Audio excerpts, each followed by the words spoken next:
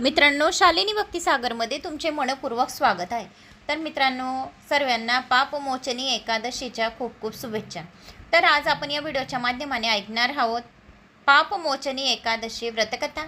त्या अगोदर जर कोणी चॅनलला नवीन आलं असेल तर लाल बटनवर सबस्क्राईब करा, ऑलवर क्लिक करा आणि जास्तीत जास्त जणांना शेअर करा। लवकरच आपण स्कंद पुराण लावणार आहोत। ऑर्डरला 10वे पुराण स्कंद पुराण टाकलेले आहे। तर सर्वांनी स्कंद पुराण ऐकण्यासाठी चॅनलला सबस्क्राईब करावे आणि कमेंट्स बॉक्समध्ये ओम नमो भगवते वासुदेवाय नमः नक्की करा।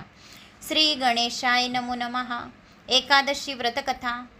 महर्षी लोमेश म्हणाले, हे राजा, चैत्र महिन्यातील कृष्ण पक्षातील एकादशीला पापमोचनी एकादशी म्हणतात। या व्रताच्या प्रभावाने माणसांची सर्व पापे नष्ट होतात। आता मी तुम्हाला पापमोचनी एकादशी व्रत कथेबद्दल सांगत आहे, जी तुम्ही लक्षपूर्वक ऐकावी। प्राचीन काळी चैत्ररथ नावाचे वन होते। त्या जंगलात अप्सरा षडांसह हिंडत असत। त्या ठिकाणी नेहमी वसंत ऋतू असायचा, म्हणजे त्या ठिकाणी विविध प्रकारची फुले नेहमीच बहरलेली असायची।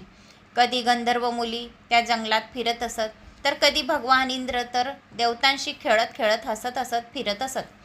त्याच वनात मेधवी नावाचे ऋषीही तपश्चर्येत मग्न होती।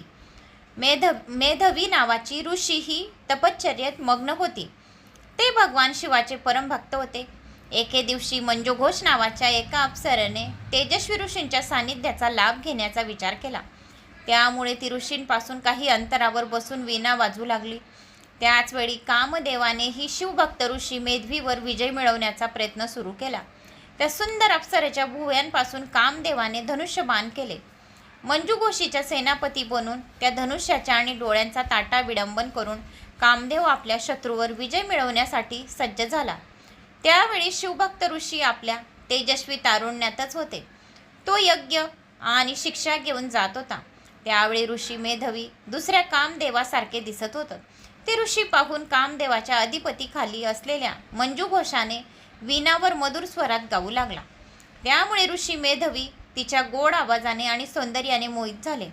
त्या अप्सरेचे सौंदर्याने मोहित झालेली ऋषी मेधवी शिवाचे रहस्य विसरून वासनेच्या प्रभावाखाली मंजुघोषाची मजा करू लागली। वासनेच्या नियंत्रणाखाली राहिल्यामुळे महर्षी मेधवी यांना दिवस आणि रात्र काहीच कळत नसत आणि त्या अप्सरेसोबत बराच वेळ उपभोग घेत राहिले। त्यानंतर मंजुघोष ऋषी मेधवीला म्हणाला, हे ऋषी, मला सोडून खूप दिवस झाले, म्हणून आता मला स्वर्गात जाण्याची परवानगी द्या। अप्सरेचे बोलणे ऐकून ऋषी मेधवी तिला म्हणाला, हे मोहिनी, तुम्ही संध्याकाळी आलात ना सकाळी निघालात। ऋषी मेधवीचे हे शब्द ऐकून अप्सरा त्याच्याबरोबर मजा करू लागली। अशा प्रकारे दोघांनी एकमेकांसोबत बराच काळ घालवला। एके दिवशी अप्सरा तेजस्वी ऋषींना म्हणाली, हे ऋषी, आता मला स्वर्गात जाण्याची परवानगी द्या। यावर ऋषी तेच म्हणाले, हे रूपसी, अजून बराच वेळ गेलेला नाही, अजून थोडा वेळ थांब। ऋषींचे म्हणणे ऐकून मंजुघोष म्हणाले, हे ऋषीवर, तुझी रात्र खूप मोठी आहे। मी तुझ्याकडे येऊन किती वेळ निघून गेला आहे याचा तू विचार कर। आता मला इथे राहणे योग्य आहे का? मंजुघोषाचे म्हणणे ऐकून ऋषींना वेळेचे भान आले।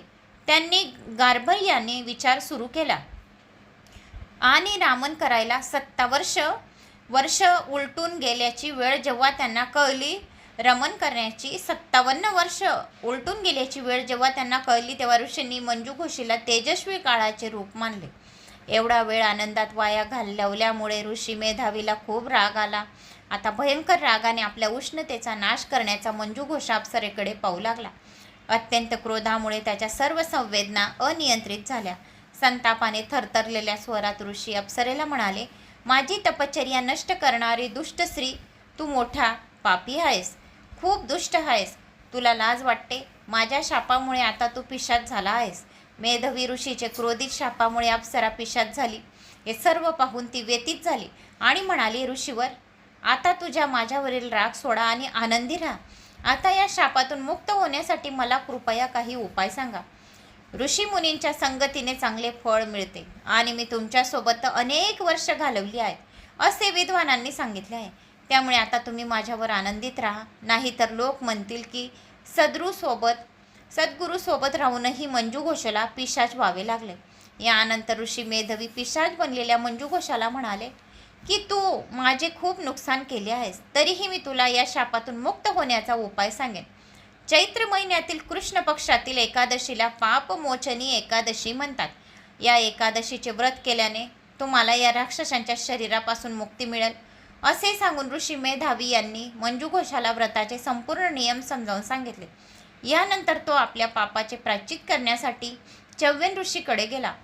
ऋषी चव्यन आपल्या मुलाला पाहून म्हणाले, हे पुत्रा, असे तू कोणते कृत्य केले आहेस ज्याने तुझी सर्व तपश्चर्या नष्ट झाली? तुझी सर्व तपश्चर्या कशामुळे अशुद्ध झाली? तेजस्वी ऋषींनी शर्मेने डोके टोकवले आणि म्हणाले, बाबा, एका अप्सरासोबत मस्ती करून मी फार मोठे पाप केले आहे. या कारणांमुळे माझे सर्व तप आणि तेज नष्ट झाले आहे. या पापातून मुक्त होण्याचा उपाय सांगा.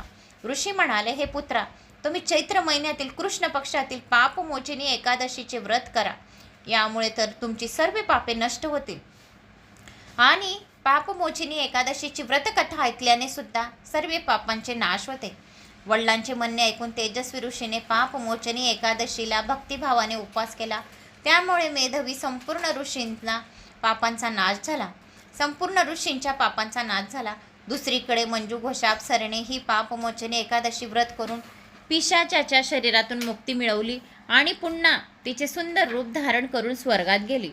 तर अशी ही पापमोचनी एकादशीची व्रतकथा होती. या दिवशी भगवान विष्णूंचे नामस्मरण दिवसभर करावे, कारण एकादशी ही भगवान विष्णूला समर्पित आहेत. याच कारणामुळे पापमोचनी एकादशीच्या दिवशी भगवान विष्णूची पूजा केली जाते.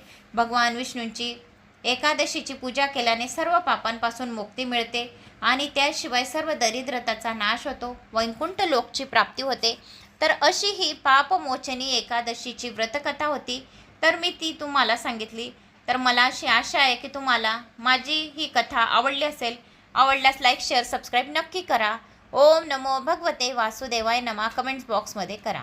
जय श्री महाकाल. शेअर करायला विसरू नका. शालिनी भक्तिसागर कथा हे माझं सेकंड चॅनल आहे. तिकडे विष्णूंचे 108 नावं मंत्र जप आलेला आहे. रोज 108 नावांचा मंत्र जप येत राहतो. तर त्या चॅनलला बी सबस्क्राईब करावे. जय श्री महाकाल.